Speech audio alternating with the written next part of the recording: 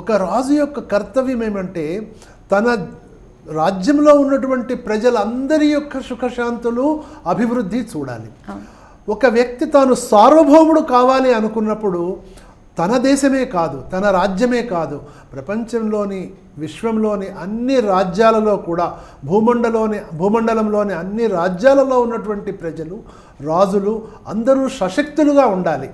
ఇదే మన భారతీయ ధర్మం ఏదైతే ప్రబోధిస్తుందో, లోకా సర్వే సుఖినో భవంతు అనేటువంటిది శ్రీరాముడు చేసి చూపించాడు అక్కడ. ఈ విధంగా ధర్మాన్ని రక్షించు, అదే నేను రక్షిస్తుంది.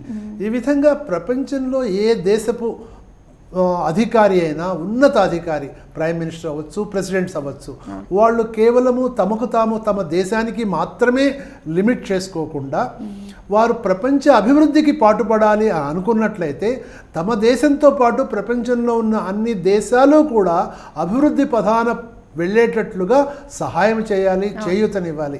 ఇది ఇంటర్నేషనల్ లీడర్షిప్ కావాలి అనుకునే వాళ్ళకి ఏ విధమైనటువంటి గుణాలు ఉండాలి అనేది శ్రీరామచంద్రుడు ఇక్కడ కేవలము మన దేశానికి మాత్రమే రాజుగా ఆదర్శవంతంగా ఉండటం కాదు. రామాయణంలో వాల్మీకి రాముడిని ప్రొజెక్ట్ చేసింది.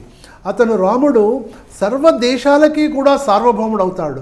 సార్వభౌముని యొక్క గుణగుణాలు ఏ విధంగా ఉండాలి అంటే అతను ఆ భూమండలం మీద ఉన్నటువంటి అన్ని రాజ్యాల రాజులని కూడాను తనతో సమానమైనటువంటి స్థాయిలో అన్ని విషయాలలో కూడా ధర్మాన్ని రక్షిస్తూ వారందరూ కూడా తను ఏ విధంగా జీవన యాత్ర చేస్తున్నాడో అదే విధమైనటువంటి జీవన యాత్ర మిగతా రాజులు కూడా చేయటం కోసం రాజవంశాలను స్థాపించి వారందరినీ కూడా పెంపొందించాడు అనేది ఈ శ్లోకంలో అర్థమమ్మా. వాల్మీకి ఈ విధంగా మనకి శ్రీరామచంద్రుణ్ణి కేవలము ఒక రాజ్యాధినేతగా కాదు, సర్వం సహా భూమండలానికి సామ్రాట్టుగా ప్రతిష్ఠించడం కోసం బాలకాండలో మొదటి సర్గలోనే మనకి చక్కటి అదే మన కార్యక్రమం శీర్షిక కూడా శ్రీరామ సార్వభౌమ.